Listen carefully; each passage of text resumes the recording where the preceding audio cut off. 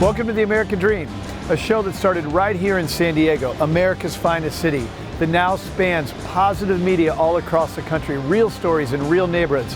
Hi, I'm your host, Craig Sewing, and here's The American Dream. Welcome to The American Dream, a real show, not a reality show. The real estate, the lifestyle, the culture. It's not just about what you're living in, but the community you're going to live in. High-rise luxury living. People are the vehicle, people are the connection, people are the expansion. Helping folks just like you find your dream home. It just never disappoints. Real stories in real neighborhoods with real experts. The opportunity to achieve our biggest goals and aspirations. It's the American Dream.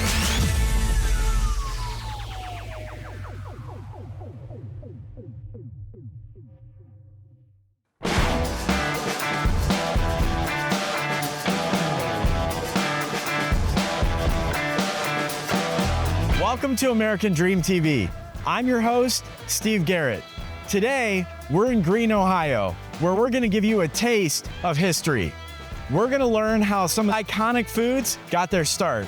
Plus, we have a huge announcement for the summer that's gonna be music to your ears.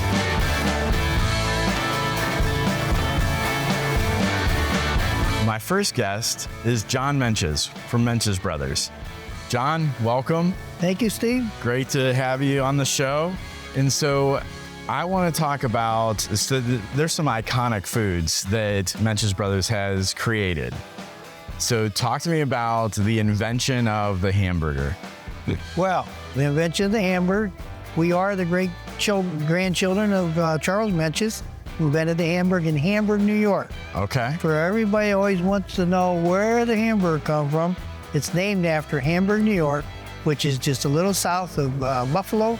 The invention came about because of necessity. The social norms of the time of 1885, ground chuck was taboo for the people. It was only for the poor people. Now, when you go to a festival, only the elite goes to the festival. So sausage was king. And before we had our hamburger, we were very good in sausage sandwiches. Okay. My great-grandfather had to improvise because we ran out of sausage. They had to go get some ground chuck. So they took the ground chuck, did us like us a typical American, patted it up, Right. put it on the old black skillet, heated by a stove with either wood or coal, and voila. And there a passerby came by, he says, "Hey, that smells pretty good. What do you guys have there?" So the gentleman tried it. He says, "Hey, this is pretty good. What do you call this?" And my great Uncle Frank was standing there. He didn't have a clue what to call this sandwich. So he looked up and he saw the banner for the Hamburg Fair. He says, "It's a hamburger." Oh, that's awesome. Now you got how to start. Well, John, thank you so much. Thank you, Steve. I appreciate it. And I will definitely be diving into some of the hamburgers soon. All right, we're about to take a big bite into the King James burger. We've got bacon, jalapenos, cheese, crispy onion. I mean, barbecue sauce looks absolutely fantastic. Oh, yeah, that's amazing. Juicy, a little bit of spiciness. That's great. I'm gonna finish this up, and then we're gonna head over to the cab building to see the mayor of Greene and have a little sit down with him.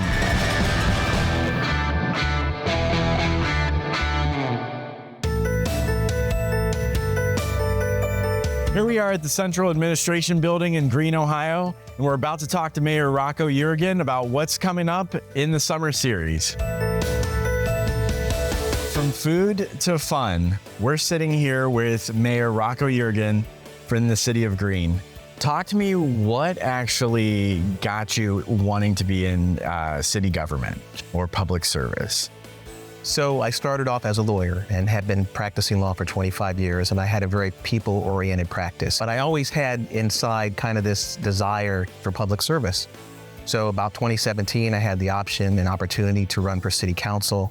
And when I took that job here in Greene, I really fell in love with it. And it started to take over my passion. It started, believe it or not, become the first thing I thought of in the morning, the last thing I thought about at night. At one point, my wife says, why don't you just do this full time? The current mayor then became term limited, and it gave me a chance to run for mayor. Oh, that's fantastic. All right, Rocco, you brought me outside. Where are we at? We are at the City of Green Amphitheater. This is going to be the spot of a summer concert series this summer. Nice, awesome. And talk to me as far as like, what can we expect if we come out to this concert series? So first of all, it's generously sponsored by Sarah Auto Park. Okay. It's going to kick off June 7th with a Rascal Flatts tribute band. At the same time, there's going to be an old folks track meet, which I'll be partaking in right across the street. On June 14th, there is an Elton John tribute band, and then the series will culminate in July 19th with a Taylor Swift band, a dance night. That's fantastic. Thank you for taking the time out of your insanely busy schedule. Thank you, Steve. All right. From food to community fun, there's a ton to do this summer in Green, Ohio. I'm Steve Garrett, your host of American Dream TV, and until the next episode.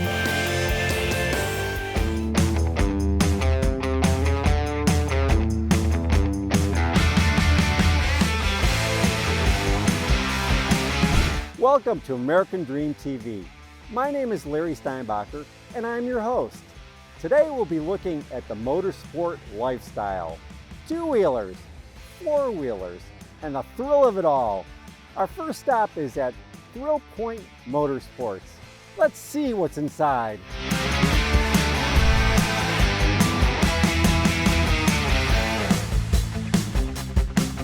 Hello, are you Ethan? Yes, I am. Hi, Ethan. Nice to meet you. I'm You Larry. too.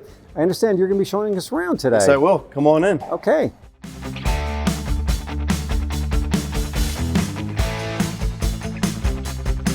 So, Ethan, I understand that not only are you in sales here, but you're also the son of the owner. Mm-hmm. How did the family get involved in this business? Well, growing up, me and my brothers, we always into things with anything with a motor. Dirt bikes, quads, motorcycles, side-by-sides. We were always just very interested in it, very into it. So about 2-3 years ago, this opportunity of Thrill Point came up. Decided to buy into it, and ever since then, it's been very fun. It's been a blast, and really looking forward to the future. Fantastic. And then as far as your inventory goes, it looks like you have new and used, you have street to dirt bikes. Tell us a little bit about your inventory. What exactly do you have here? I mean, yeah, exactly what you said. Everything street, everything off-road when it comes to dirt bikes, side-by-sides, ATVs. We got some pretty cool trikes as well, but for the most part, we have pretty much everything. Fantastic.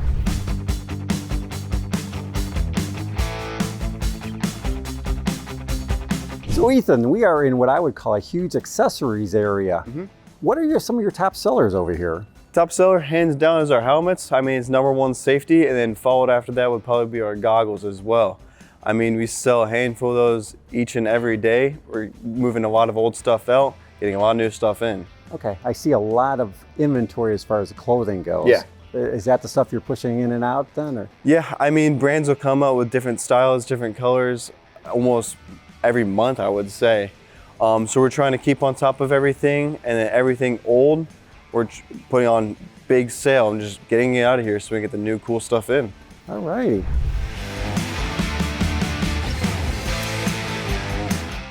Now we're off to the home of Dustin Corso, a motorsport enthusiast. See you there.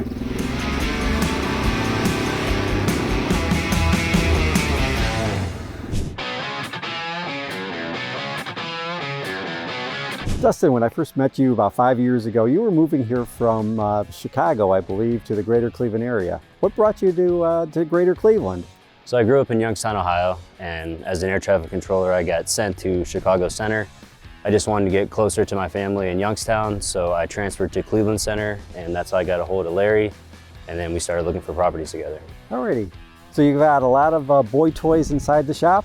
Yeah, I'm always staying busy in there. All right, you want to show us around? Sure, let's go. All right. All right, Dustin, how large is this building? So this is a 50 by 60 by 12, so it's 3,000 square. All right, lots of room for lots of toys. Yeah, a little bit. All right, well, show us the first one. Sure. So this is a 1991 Nissan 300ZX that had a bad engine. So I decided to put a Mercedes turbo diesel inline 6 OM606 with a 6-speed manual transmission behind it. Okay, and it's street legal then? It's street legal, yep. Next over here is my Toyota Tundra. I built this bed specifically for myself and my buddies to be able to ride together. So it's a larger bed. We could fit 3 to 4 dirt bikes in it, so we could all ride in the same truck to whatever trail we go to. Over here we got a Jeep Wrangler. Everybody knows Jeep Wranglers are horrible on efficiency and mileage, so I decided to put a small Volkswagen turbo diesel in this, and I'm getting about 25 miles per gallon in a lifted Jeep. So this is just a weekend ride, just a fun ride. Very nice. Next. Next is the KTM 350. I've always grown up riding 2-stroke dirt bikes. This is my first 4-stroke, so I'm still getting used to it, but I have been enjoying it so far. So I see a lot of boy toys. It looks like you're gonna have to get some more toys for Hazel. Yep, she's getting there. Alrighty, thank you. Thank you for the showing us around today, Dustin. Appreciate it. Join us next time when we continue to uncover real estate and lifestyle gems. This is Larry Steinbacher and American Dream TV.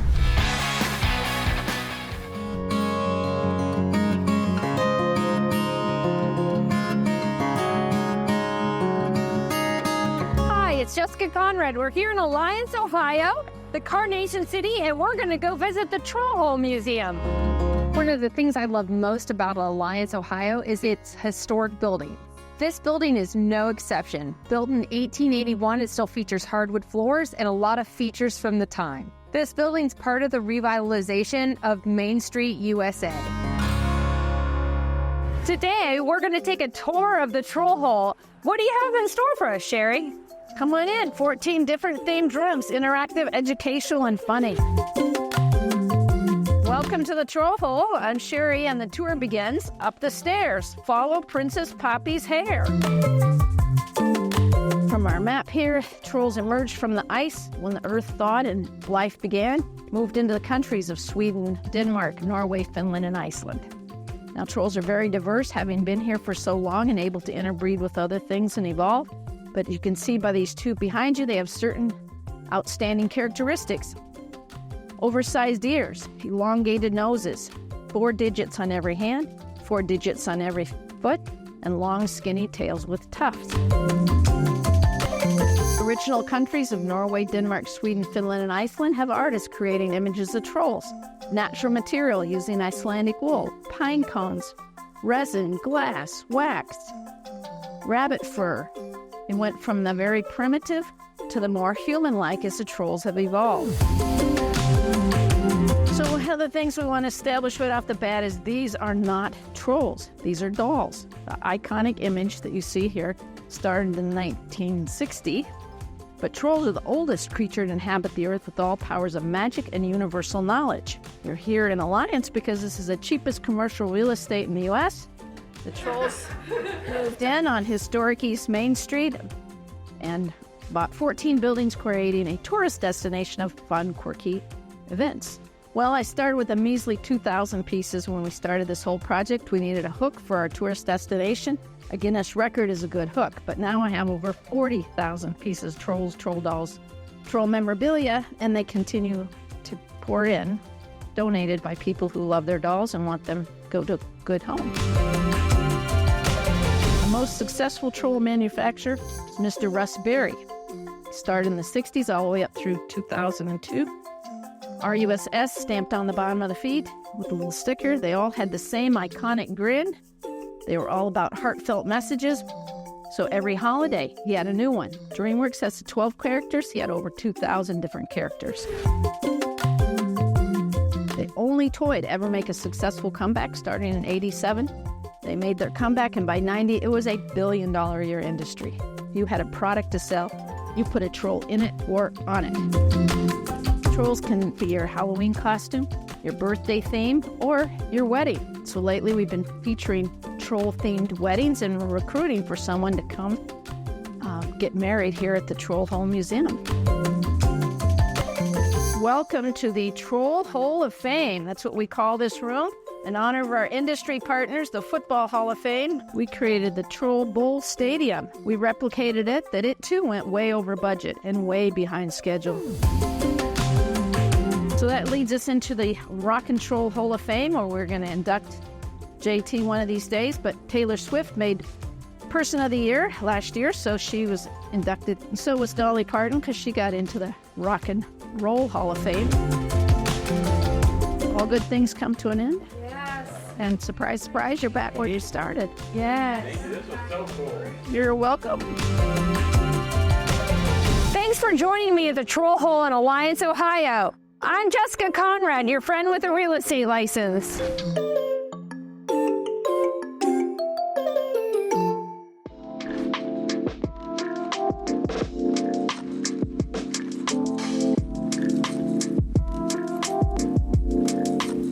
I'm Sarah McDaniels, and today we're going to visit the historical Ernesto Loft in the Arts District of downtown Canton. Built in the 1930s, it was once a prestigious hotel, but is now modern living. So come along with me as we check it out and see where modern living meets old history.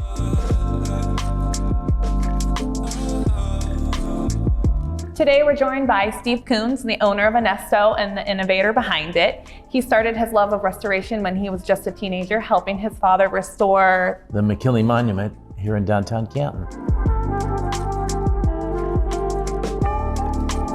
So what was the significance of actually getting it from abandoned hotel to modern apartments? Well, Frank operated this very successfully, and he died while he was working, and his wife kept it open for another 10 years after that, but then they had closed it down, and it actually stayed empty for 38 years, and the only reason this building didn't go to a landfill was it was loaded with asbestos. I imagine that was quite the project. Well, this is one time where it's thank God for asbestos, because it actually saved the building. They just couldn't get the funding to take the asbestos out, so, you know, yay for me, it worked out all right. You can see from the terrazzo floors to the marble walls, hand-carved ceilings, all the light fixtures came from Venice, Italy. I noticed the chandelier. Yeah, that chandelier is there's only 3 of these chandeliers in the United States. Oh, wow. So we're on our way to one of the apartments, and I just want to mention how you left the original hotel doors to tie in. Well, it was a 200-room hotel, so I wanted to keep that same historic character of being a 200-room hotel. Some iconic figures have walked these halls. Yeah, a lot of iconic figures. John F. Kennedy, Marilyn Monroe, Woody Hayes. I'm so excited to actually go check out one of the apartments. If you want to lead the way.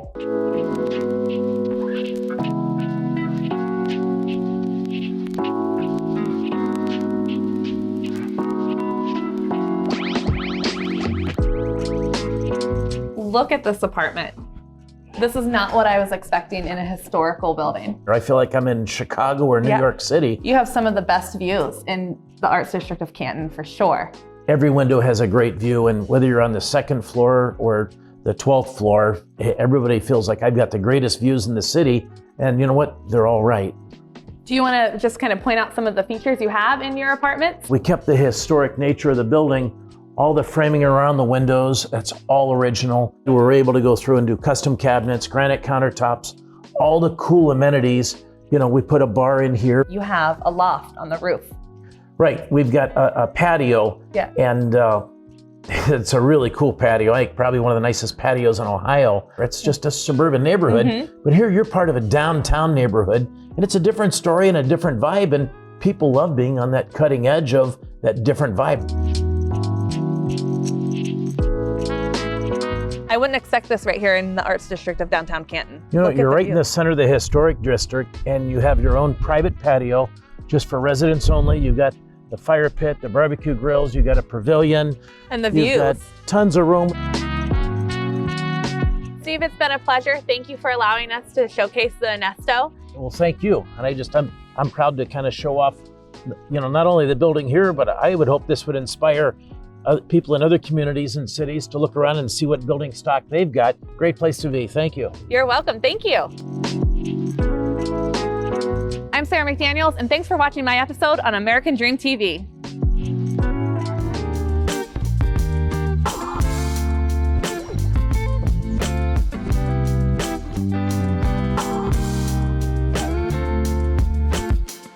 Welcome to American Dream TV. I'm your host, Rob Gold. We are in downtown Chagrin Falls at the iconic Popcorn Shop. I'm here with the proprietor, Dewey Forward. Hi, Dewey. Good to see you. Welcome, Ron. thank you. We appreciate your time. You have been here for over 20-some years now, taking care of this fine establishment, and you're the one that instigated the ball drop at New Year's. So you're responsible for this great popcorn ball drop, right? Well, there's a team of merry pranksters that do that, and they're all average age of 74 now. But it's a good team. It's a good team, and we have a lot of fun. We have a lot of fun. So you guys have had, in addition to popcorn, this has been a draw for not just local people, but you've had a lot of people from around the country, and including a president. We had a president, yes. So Dewey, I see on the wall President Bush and family, and it looks like maybe a younger you in there. Yeah, there's a younger me. There's my son in there, which I dragged out of bed to come down here and meet the president. And he was a great guy. We didn't talk politics. And he was a great guy. I would have invited him over for a barbecue. But his whole family was here. There were sharpshooters on top of the roof of the hardware store.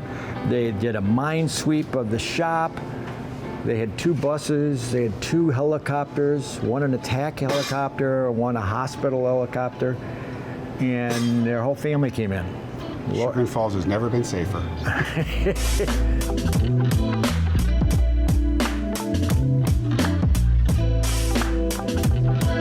So Dewey, I see a lot of different kinds of popcorn here. It's not just popcorn with some butter and salt by any stretch. No, we go in all kinds of directions.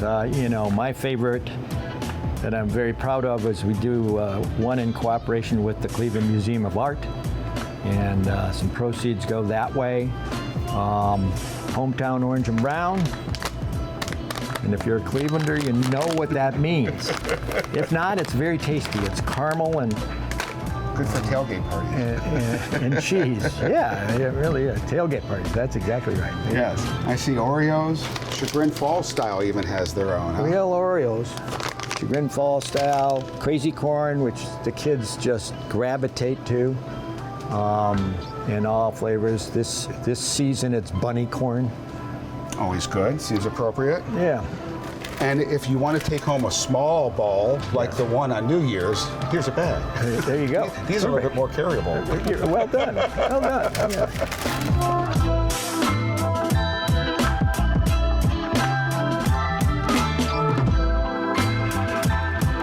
Dewey, I feel like I stepped back in time into an old-fashioned candy shop.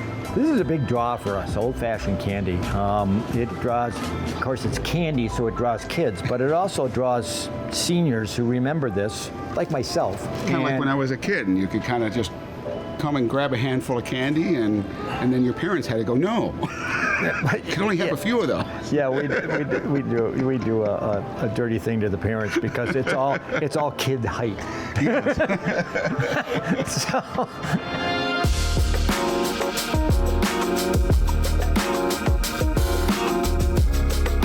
Well, I can't leave without getting at least some popcorn for the road. Of course. Rachel, can you help me with some popcorn? So we have a few flavors over here. It's going to be served nice and warm in a box so you can eat it as you're walking out the door. Which flavor is your favorite? I'm kind of a purist. I kind of go for the butter and salt. You want movie theater style? I do. All right. So Rachel, can you tell us a little bit more about the building too? Yeah, absolutely. So the building itself has been here almost 150 years. It was finished construction in 1875. And then it was the showcase room for the flour mill, which is up the river a little ways, no longer. And then it became a rentable space. It was a shoe repair shop. It was theorized to be a few other things. The shoe repair seems the most likely, so I'll go with that. And then in 1949, it came the popcorn shop. We sold popcorn, a little bit of ice cream, and we've expanded it from there. That's good. That's really good. Excellent. Come in and get some popcorn.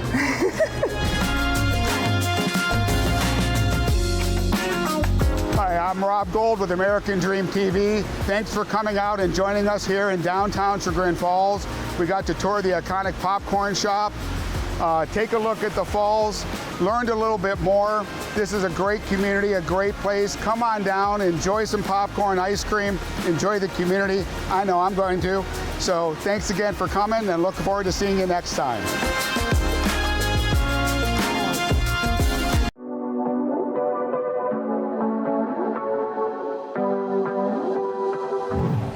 Welcome to the American Dream.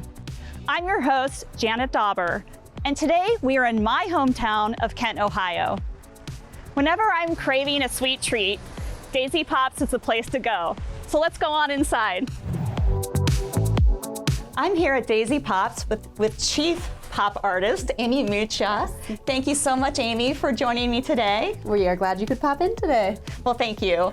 So I'm curious, what is it that inspired you to open a cake pop store here in Kent? Kind of by accident, honestly. My mother-in-law got me a cake pop book years ago, and she said, hey, like, you should try making these. And then I was just making them on the side, and it got busier and busier. There's a lot more to cake pops than just your average mom cake pop. So we make our cake pops different than most people. So you roll out the dough and then you cut it out, and then we 3D print our cutters so that we can print whatever size, whatever shape that we need. Can you tell me a little bit about what the most popular cake pops that you have? Most popular, yes.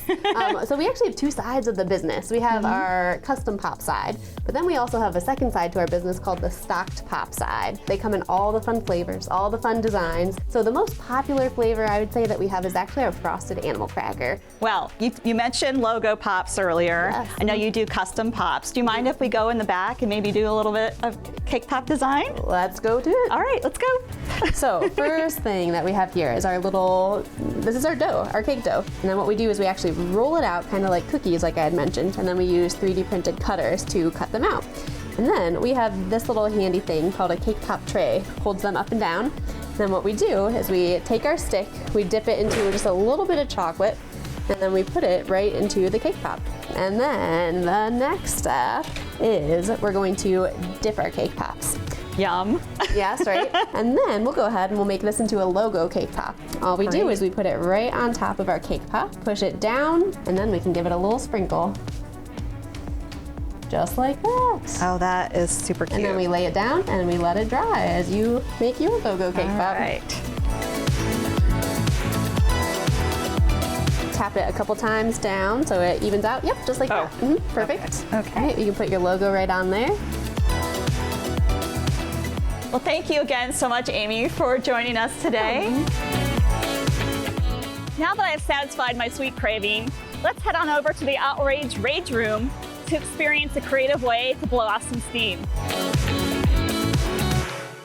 I'm here at the Outrage Rage Room with owner Jan Liska.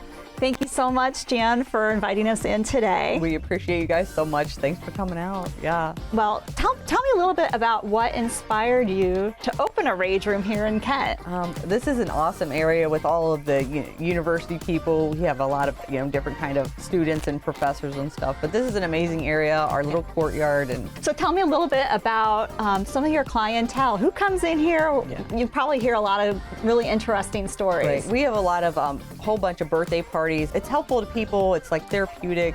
I imagine that it is very therapeutic to be able to smash something when you're frustrated. Right. So tell me a little bit about some of the packages that you offer here at Rage Room. We have like a 2-person package. We go up to 6 people in a room, and we have 4 rage rooms, 2 paint rooms. Tell me a little bit about the paint room. How does that work? So everybody gets a canvas, 4 cups of paint, poncho, shoe, and hair cover. You can throw it at each other, at the canvas, at the walls. Really a lot of fun. That's any age group, so it's good for everybody. Oh, that's great. Okay, so kids can come here with everybody. Oh, awesome. Sure. All right, great.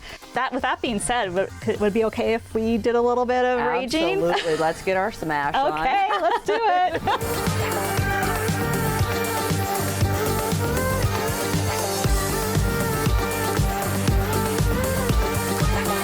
Thank you so much again, Jan, for letting us come by today. This has been a real treat. Appreciate you guys. Thank you so much. Had a good time with you. Great, thank you. Well, that was a lot of fun. Thank you for joining me in my hometown of Kent, Ohio. My name's Janet Dauber, and this is The American Dream. Join me next time where we discover even more about what makes Northeast Ohio a great place to call home. Well, I hope you enjoyed today's show, produced from America's finest city, but shot in the heart of your neighborhoods. Don't forget positive media when the world really needs it. Follow us on social media at The American Dream TV. See you next time. In the meantime, cheers to your American dream.